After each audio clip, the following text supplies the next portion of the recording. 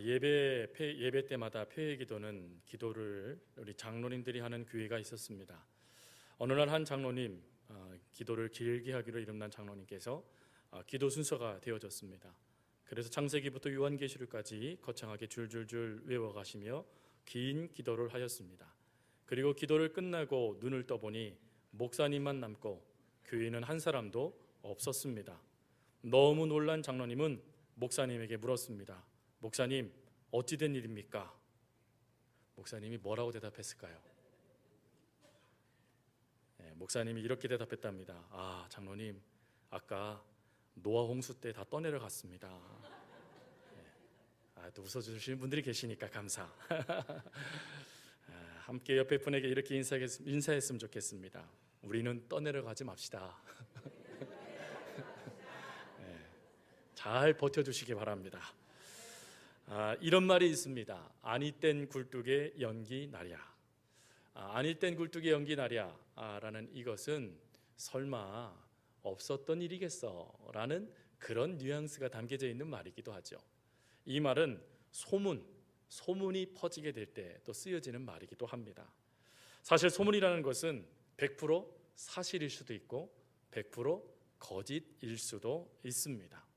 근데 놀라운 것은 이 소문이라는 이 말은 사실은 얼마든지 왜곡될 수 있고 얼마든지 거짓말일 수 있다라는 것이 내포되어져 있는 말이기도 합니다. 그러다 보니 어떻습니까? 100% 거짓, 100% 진실이 바로 이 아니 땐 굴뚝이 연기 나랴라는 이 속담에 담겨져 있는 의미이기도 합니다. 그럼 왜 이런 일이 발생될까? 그것을 연구했던 심리학자 고든 올퍼트에 의하면 그 이유는 사실은 한 가지 이유 때문이랍니다. 그게 뭐냐면 자기의 생각에 맞는 내용을 선택을 하고 그것을 재해석하며 수정하고 전파하는 뇌의 기능이 있기 때문이라고 합니다. 즉 우리의 뇌는 모든 것을 받아들이는 것 같지만 사실은 내가 받아들이고 싶은 것만 받아들이고 그리고는 그거를 100% 사실로 전파하는 것이 아니라 수정하고 보완하고 왜곡해서 내가 원하는 답을 다른 사람에게로 넘겨준다라고 합니다. 근데 놀라운 것은요, 이것을 연구할 때 사람 뇌파를 가지고 측정하다가 놀라운 비밀 하나를 발견해냈다고 합니다. 그게 뭐냐면 이렇게 소문이라는 이것을 내가 듣고 싶은 이 소문을 내가 알고 싶은 내가 깨달은 내가 왜곡했던 그 소문을 다른 사람에게 전달해 줄 때 뇌가요 두 가지의 놀라운 변화가 나타난답니다.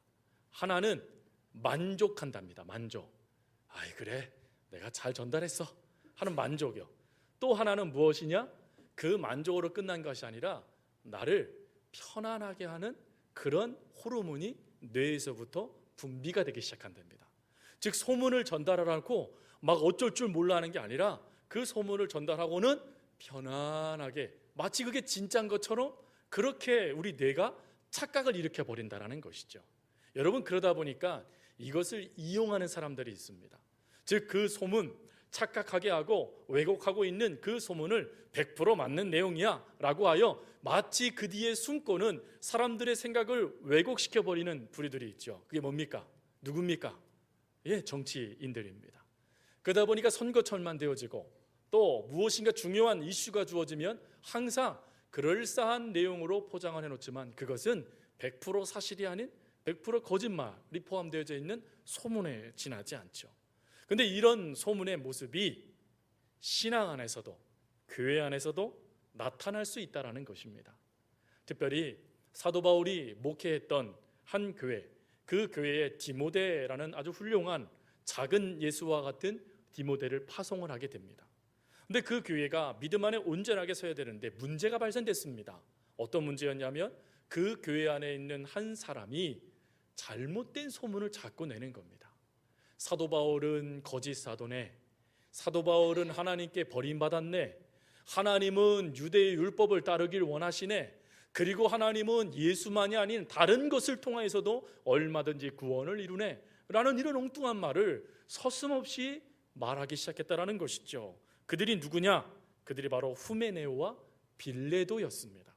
그런데 이 모습이 얼마나 컸던지 사도 바울은 AD 65년경 그가 첫 번째 로마의 감옥에 갇혔다가 풀려나는 그 시점에 즉시 디모데가 사역하고 있는 이 교회에 편지를 씁니다. 편지를 써서 그들은 하나님 앞에 벌을 받을 자들, 사탄의 종, 그러기에 너희들은 그들을 끊어버려라 라고 명령을 내려버려요. 하나님을 믿고 있는 이였지만 잘못된 길로 걸어가니 권고해줘도 그것을 깨닫지 아니하니까 끊어버려라 라고 사도 바울이 아주 강력하게 얘기한 것입니다. 그런데요, AD 67년 사도 바울이 다시 감옥에 갇히게 되어진 그 시점에 놀라운 것은 이 후메네오와 빌레도의 이 역사가 멈춰지지 않았다는 것입니다. 소문이 또 다른 소문을 만들어내고 그 소문을 통하여서 점점점 그 교회 안에 악 영향을 미쳤다라는 것입니다. 그래서 사도 바울은 다시금 편지를 써요. 디모데에게요. 그때 편지를 쓰면서 이 디모데후서 2장 17절에 이들을 뭐라고 표현하고 있냐면 악성 종양이다 라고 표현을 하고 있습니다. 여러분, 악성 종양, 암세포라는 것이죠. 암세포. 여러분, 암세포가 정상세포를 어떻게 무너뜨리는지 혹시 아십니까? 여기 간호사분들도 계시고 의사분은 안 계신 것 같으니까 제가 무슨 말을 해도 믿으실 거 아니겠습니까? 그렇죠? 근데 제가 의학 전문지 이렇게 여러 가지 것들을 이렇게 보는 걸 참 좋아하는데 의학 전문지에 제 눈을 확 잡아주는 게 있었습니다. 그게 뭐냐면 바로 이 악성 종양 암세포가 어떤 일을 벌이냐면 정상세포를 만나면 즉시 정상세포는 이 암세포가 어떤 세포인지를 확인하기 위해서 호르몬을 분비를 시킨다고 하죠. 그러면 이 호르몬에 어떤 반응을 보이냐에 따라 이거는 정상세포, 이것은 세균, 그러면 세균이면 즉시 모든 정상세포들이 달려들어서 이것을 무너뜨린다고 합니다. 근데 암세포는 이 호르몬이 발생되어져서 정상세포가 탐지를 할 때 소문을 낸다는 거예요. 소문. 여러분, 무슨 소문을 낼 것 같습니까? 이런 소문을 낸다는 겁니다. 나 유익한 세포야. 내가 이곳에 온 이유는 이 몸을 건강하게 하기 위해서 오는 거야 하면서 거짓된 정보를 흘린답니다. 그러면 그 거짓된 정보를 그 호르몬으로 파악해야 되는 정상세포가 착각을 일으켜 믿어버린답니다. 그래서 믿어서 그 곁에 딱 달라붙는 그 순간에 암세포는 즉시 그들을 잡아서 병들게 만들어 버린다는 것이죠. 그게 종양의 무서운 점이라고 합니다. 근데 바로 이 종양과 같은 역할을 이 후메네오와 빌레도가 교회 안에서 행하고 있었다라는 거예요. 그런데 그 교회 안에서 그것이 이루어지는데 그 소문이 얼마나 믿을만 했는지 2년이 지났는데도 아무도 그것을 막는 사람이 없었다라는 것입니다. 그렇겠는데 에이, 말 없는 말이 어디 천리나 가겠어? 그거 진짜야. 그거 맞는 말이야. 틀린 말이 아니면 어떻게 나올 수 있겠어? 에이, 아닌 때 굴뚝에 연기 안 나. 뭔가를 떼니까 나는 거지 하면서 믿는 모습이 교회 안에 가득했다라는 것이죠. 그러나 여러분, 어떻습니까? 이러한 모습에 대하여 하나님이 먼저 말씀하신 구약의 말씀이 있습니다. 구약 성경 출애굽기 23장 1절 말씀에 하나님은 이렇게 말씀하시죠. 너는 거짓 소문을 퍼뜨리지 말며 사악한 자와 손을 잡지 말고 불의한 증인이 되지 말라. 거짓 소문을 뭐 하지 말래요? 퍼뜨리지 말래요. 여러분, 거짓 소문을 퍼뜨리는 것이 뭐와 같은 격으로 두었냐면 사악한 자와 손을 잡는 것, 그리고 불의한 증인이 되는 것과 동일한 위치에 바로 이 거짓 소문을 퍼뜨리는 것을 하나님께서 놓으셨다라는 것입니다. 이들은 율법에 의해서, 그 하나님께 주신 율법에 의해서 죽을 자들이었습니다. 그러니까 하나님은 이 죄를 죽음으로 물으실 정도로 이 죄를 중하게 여기셨다라는 것입니다. 그럼에도 불구하고요, 이 부정적인 소문이 교회를 병들게 했고 이 부정적인 소문이 출애굽한 이스라엘 백성들을 무너뜨리는 도구가 되어졌습니다. 사랑하는 성도 여러분, 그러면 소문은 이렇게 나쁜 것만 주어지는 게 소문입니까? 아니죠. 여러분, 소문 중에 좋은 소문이 있습니다. 특별히 하나님께서 인정하시는 소문이 있습니다. 하나님께서 인정해 주시고 하나님께서 기뻐해 주시고 오히려 하나님께서 자랑해 주시면서 그 말씀을 읽는 성도들로 하여금 똑같은 그와 같은 소문이 날 수 있도록 하나님께서 기대하시는 소문의 내용이 있다라는 것입니다. 그 소문의 내용을 사도 바울은 오늘 본문 말씀과 우리가 읽지 않았지만 9절 10절 말씀에 그 소문이 무엇인지를 설명해 놔요. 근데 그 소문을 사도 바울은 한 줄로 설명을 했는데 그게 무엇이냐면 믿음의 본이 되었다라는 말로 설명을 한 것입니다. 여러분 여기서 이 본이라는 이 단어가 헬라어로 폰이라는 단어 있죠. 근데 이 단어는 어떤 뜻이냐면 여러분 지금은 우리가 잘 사용하지 않지만 주화 있지 않습니까? 주화. 지금은 누군가가 주화를 주면 돈 거실어 주면 아이 됐어요 기부해요. 요즘에 그런다 그러더라고요. 왜? 갖고 다니는 게 귀찮아서요. 근데 여러분 주화라는 이것이 어떻습니까? 모양이 똑같죠.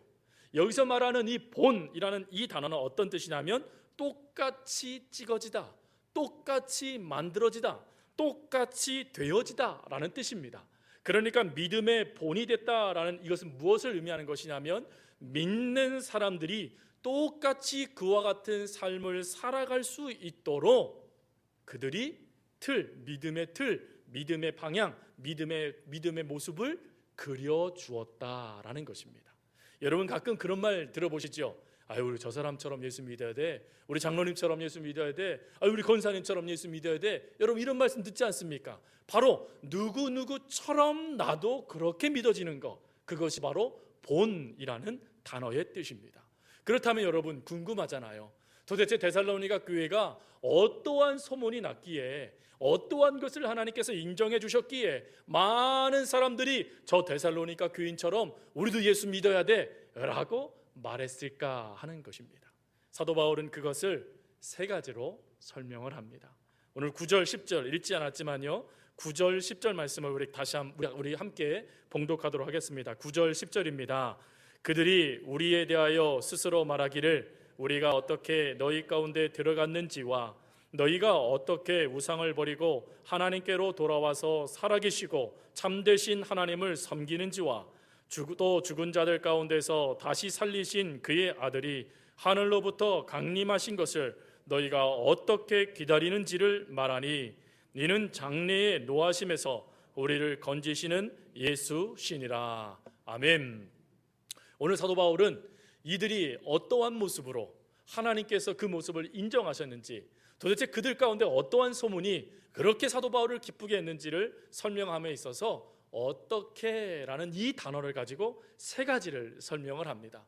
즉 이 어떻게라고 말해주고 있는 이 세 가지는 사도 바울이 데살로니가 교인들이 자신들의 귀에 들려줬던 소문, 그리고 하나님께서 인정해줬던 그 소문이 무엇인지를 설명한 것이죠. 첫 번째로는 어떻게 너희 가운데 들어갔는지라는 말씀입니다.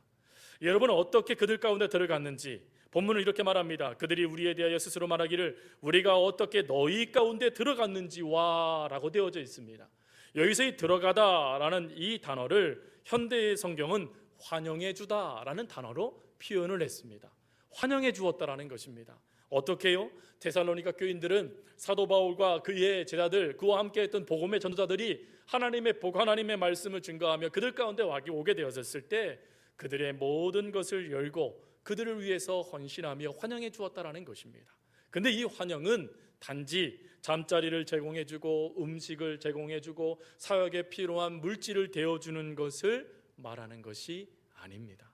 여기서 말하는 이들이 환영해주다라는 이 단어, 영접하다라는 이 단어는 어디에 쓰여지는 단어이냐면 하나님의 말씀을 받아들이다라는 그 단어에 쓰여지는 말입니다.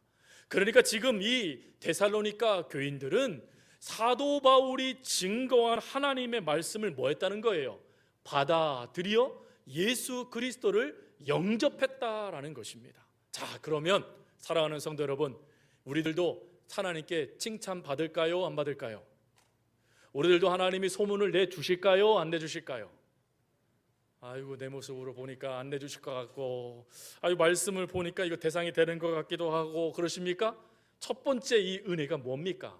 하나님의 말씀을 받아들이는 그것을 하나님은 인정하시며 그 믿음을 기뻐하신다는 것입니다.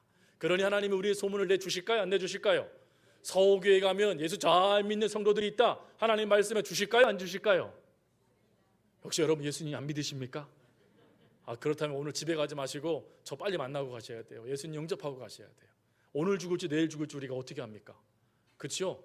3일 뒤에 목사님 찾아뵙고 제가 예수 믿겠습니다. 그거 큰일 나요, 여러분. 그래서 예수님 안 믿고 돌아가신 분들 많아요. 여러분 예수님 믿으시기 바랍니다.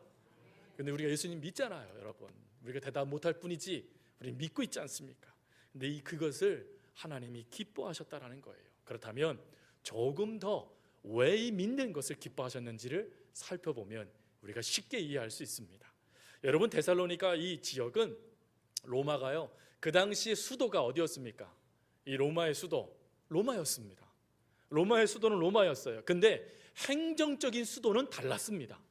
즉 로마의 모든 왕권의 중심적인 모든 것이 담겨져 있지만 그것을 통하여 행정적으로 가장 아름다운 이상적인 나라를 만들어 보겠다라고 하여 세운 도시가 있어요. 그게 데살로니가 교회, 데살로니가 지역이었습니다. 그러니까 이 데살로니아는 로마의 직접적인 간섭과 로마의 직접적인 행정적인 지원을 받는 곳이었습니다. 그러다 보니요, 종교적으로, 정치적으로, 사회적으로 로마의 영향을 받을 수밖에 없었습니다. 더군다나 이 데살로니가 이 지역은 그 당시에 에그나티아라는 거대 항구가 있었어요. 어느 정도 컸는가 봤더니요, 동시에 함선이요 100대가 이렇게 정박할 수 있었답니다. 그러니 이게 얼마나 큰 항구입니까? 그러니까 그 항구에 얼마나 많은 물자가 쏟아져 나오겠습니까? 얼마나 많은 사람들이 내리겠습니까? 근데 사람만 내리나요? 아니요. 그 당시에 수많은 종교가 바로 이 데살로니가 지역에 가득했다라는 것입니다. 그래서 그런 말이 있었대요. 데살로니가 교회, 데살로니가 지역에서 성공하면 그 종교는 성공할 수 있다. 이 무슨 말인지 아시죠? 데살로니가 지역에서 종교가 잘 되면 어느 곳으로 가든지 그 종교가 잘 된다는 것입니다. 근데 그 이유가 있었습니다. 어떤 이유였냐면 이 종교가 철저하게 로마에 붙어 있었습니다. 기생을 했어요. 그래서 로마가 원하는 대로 종교적인 행사 모든 것을 행했습니다. 여러분, 그 분위기 가운데 있었던 사람들이 바로 데살로니가 교인들이었어요. 더군다나 사도행전 17장 말씀에 가보면 이 데살로니가 지역에요, 가장 사도 바울의 강력한 적군이 한 명이 민족이 있었습니다. 누굽니까? 동족 유대인들이었죠. 근데 그 동족 유대인들이 한 마을을 이루고 살 정도로 아주 많은 유대인들이 살았던 지역이 바로 또 데살로니가 지역이었습니다. 그러니 여러분, 이들이 제일 먼저 목표로 삼은 게 사도 바울이었고, 그리고 사도 바울이 전하는 그 예수는 이단이라고 강조하여 그들을 무너뜨리는 데 앞장섰지 않았습니까?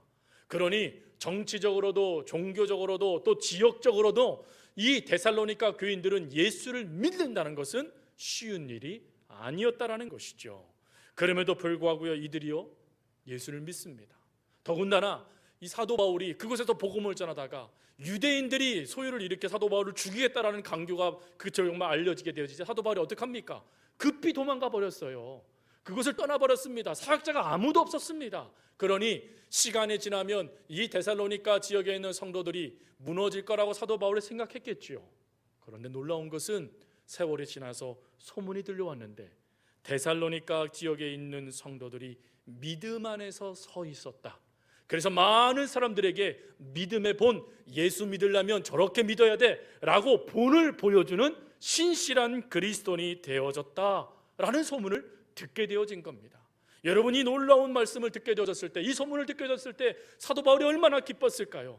자신은 잠시 복음을 전한 것뿐입니다. 그리고 자신의 하나님이 또 다른 사역을 위해서 그것을 피난 간 것뿐이었는데 하나님은 그들을 붙잡으셔서 생생하게 살아 역사하는 믿음의 공동체가 되게 해주셨사오니 얼마나 크고 감사한 일입니까?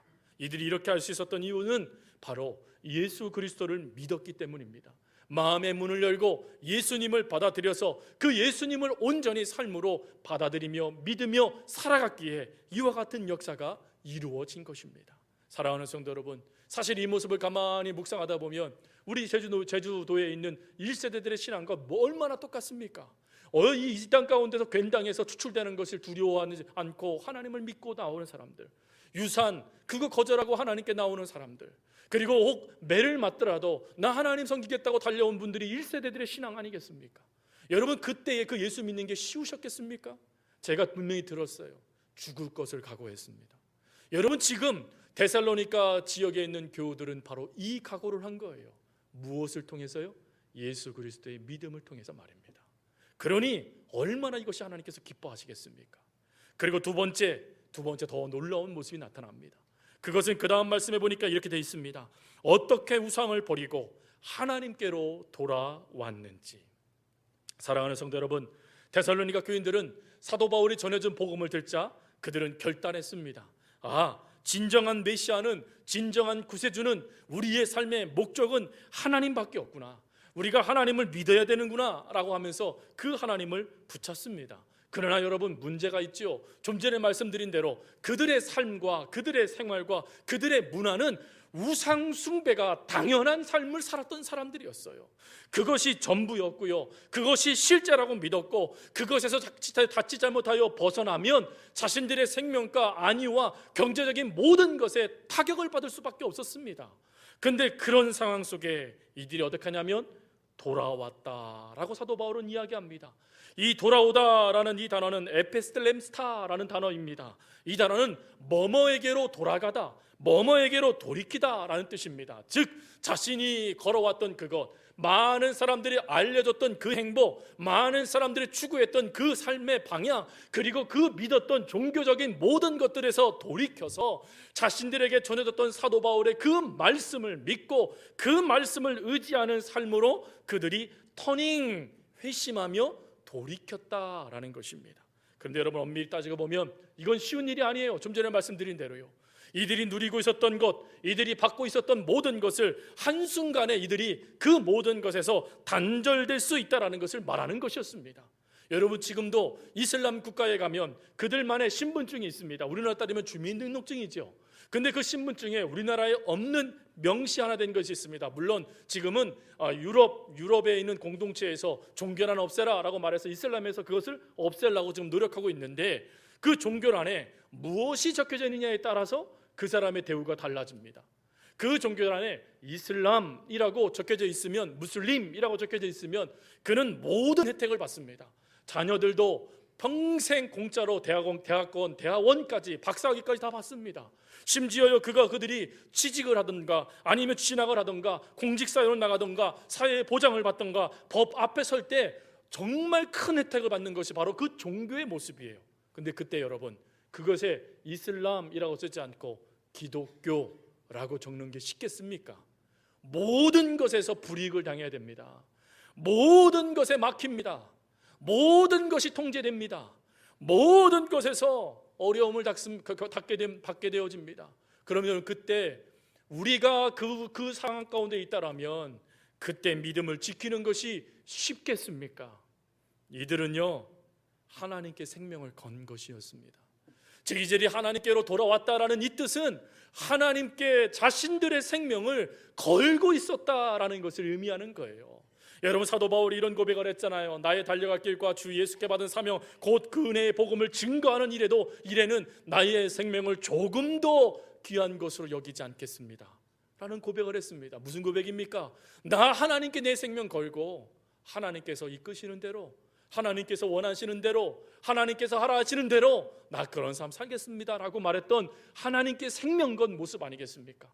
바로 그 하나님께 생명 건 모습이 바로 데살로니가 교인들의 모습이었다라는 것입니다. 여러분, 하나님은 충분히 우리 하나님이 되심을 믿으시기 바랍니다. 여러분, 하나님께 생명을 거세요. 우리 하나님 여러분들의 생명을 풍성케 하신 분이십니다. 아니, 여러분들의 기대 이상으로 역사하시는 분이세요. 그 하나님께 생명을 걸 수 있는 것, 이 소문이 퍼진다면 얼마나 귀할까요? 저기 서우동에 가면 서우교회가 있는데 그들은 하나님께 생명을 건 사람들이라고, 하나님을 위한 삶을 살아가는 사람들이라고. 여러분, 우리가 그런 소문을 듣는다면 하나님께서 얼마나 기뻐하실까요? 그런 소문을 들을 수 있는 우리가 될 수 있기를 바랍니다. 그리고 마지막 한 가지가 더 있습니다. 그 다음에 사도 바울은 이렇게 말해요. 어떻게 기다리는지라고 말이죠. 여기서 이 기다린다라는 이 단어는 어떤 뜻으로 다 쓰여지는 단어이냐면, 이 단어는 간절하게 소망하다라는 뜻으로 쓰여지는 단어입니다. 무엇을 간절히 소망합니까? 어떻게 기다린다잖아요. 누굴 기다리냐면 주님을 기다리는 걸 말합니다. 즉 가장 중요한 재림신앙을 이들이 갖고 있었다라는 것이죠. 여러분, 초대교인들의 재림신앙을 대표적인 말 한마디가 있습니다. 그게 뭐죠? 여러분, 우리가 너무나 잘 알고 있는 말입니다. 요한계시록에도 끝에 적혀져 있어요. 뭡니까? 마라나타, 아멘 주 예수여 어서 오시옵소서. 그게 마라나타 재림신앙이에요. 지금은 재림신앙을 잘 말 못합니다. 왜요? 하도 이단이 엉뚱한 짓 해가지고 재림신앙 잘못 얘기하면 사람들이 의심해. 역시단 이렇게 하시기 때문에 안 하는데, 여러분 이 재림 신앙은 너무 중요한 신앙이에요. 그래서 디도서 말씀에 가보면 이 재림 신앙을 뭐라고 표현하고 있냐면 디도서 2장 13절에 복스러운 소망이다 라고 이야기하고 있어요. 여러분 왜 복스러운 소망이 재림 신앙입니까? 그 이유는 간단하죠. 여러분 우리가 예수님을 믿자마자 하나님께서 우리를 쑥 하나님 품으로 이끌어 가시면 얼마나 감사하겠습니까? 예수님 믿으면 이 땅의 삶은 끝나고 이제 하나님과의 천국 잔치에 참여하는 놀라운 역사가 즉시 이루어지면요, 너도 나도 예수님 믿을 것 같아요. 그리고 예수님 믿고 천국 가서 하나님과 함께 하루가 천년 같고 천년이 하루 같은 그 아름다운 세상, 그리고 천사도 흠모하고 부러워하는 그 역사를 좀 경험하며 기뻐할 것 같아요. 그런데 문제는 무엇입니까? 이 땅에서 주님이 오실 때까지 우리가 그리스도의 삶을 살아야 된다는 데 있습니다. 여러분 이 땅에서 우리가 그리스도의 사람으로 살아간다는 것에 또 다른 문제는 무엇입니까? 그 속에 우리가 불렀던 찬송처럼 환난과 핍박, 어려움과 근심들, 우리를 무너뜨리는 것들, 우리의 삶을 피폐하게 만드는 것들, 우리의 마음을 갈기갈기 찢어놓는 것들, 그리고 우리가 도저히 어떠한 희망도 품을 수 없도록 만들어버리는 역사들이 우리의 삶에 끊임없이 나타나기 때문에 그렇습니다. 더군다나 이들이요 행정 수도에 살고 있었습니다. 그러니요 핍박이요 일반 변두리의 핍박과 같았을까요? 아니었을 겁니다. 행정 수도가 무너지면 모든 게 무너지는 것이거든요. 그러니 로마는 즉시 강력하게 크리스찬들을 죽이기 시작했습니다. 여러분 이런 것 가운데 살아가야 돼요. 근데 그때 믿음을 지킨다는 것이 얼마나 어렵고 얼마나 힘든 일이었겠습니까? 수많은 사람들이 믿음에 타협을 합니다.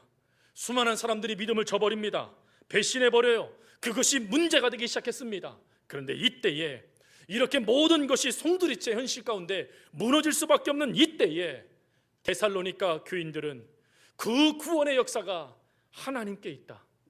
하나님은 반드시 이 땅 가운데 도래하실 것이고, 그리고는 우리들의 이 소망, 이 역사를 기뻐하시면서 인정해 주실 것이다 라고 말하며 서로를 다독이며 믿음의 걸음을 걸어갔다라는 것입니다.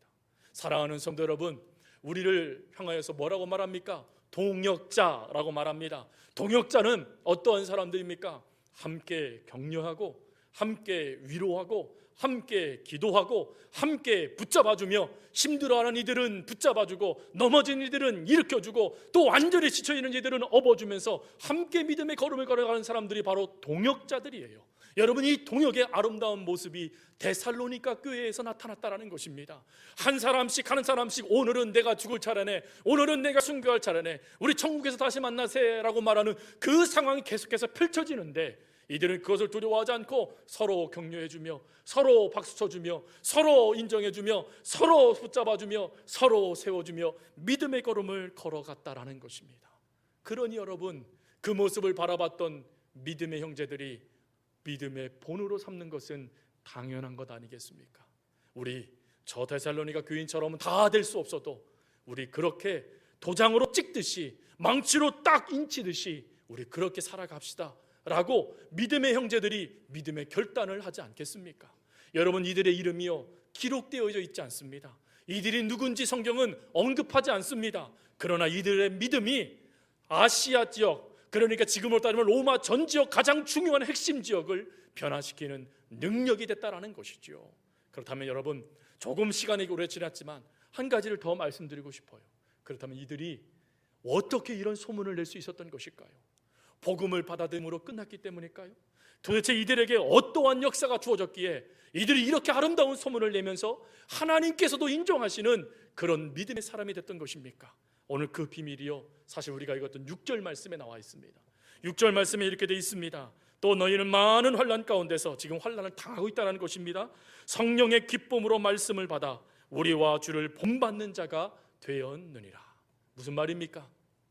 이들이 이렇게 설 수 있었던 가장 중요한 이유는 말씀을 하나님의 말씀으로 받아 먹었다라는 것입니다. 즉 하나님의 말씀을 붙잡고 그 말씀의 능력을 이들이여 경험했다라는 것이에요. 여러분, 힘들고 어려운 일들 닥치지 않습니까? 근데 그때 우리가 하나님의 말씀을 붙잡았어요. 그 말씀을 의지해서 내가 하나님의 뜻대로 하나님께서 이걸 원하시는 것 같아 하고 섰더니 이상하게 문제가 풀어지는 겁니다. 그러면 여러분, 똑같은 일이 반복되어지면 그때 여러분 어떻게 하시겠습니까? 말씀을 붙잡게 되죠. 그래서 여러분, 하나님을 경험하고 말씀의 능력을 체험하는 것은 너무나 중요한 것입니다.